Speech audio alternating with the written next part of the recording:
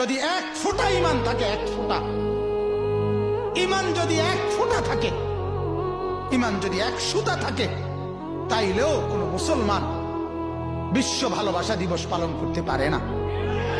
এটা মুসলমানের কোনো কিছু না। এটা জন্তু জানোয়ারের উৎসব হইতে পারে, এটা ইমানদারের উৎসব হইতে পারে না। এটা বেহায়াতের উৎসব হইতে পারে, এটা কোনো ভদ্র মুসলমানের উৎসব হইতে পারে না। কোনদিন আমার ভালোবাসা আল্লাহকে প্রতিদিন, ঠিক কিনা বলেন না? আল্লাহকে ভালোবাসি বছরে কয়দিন?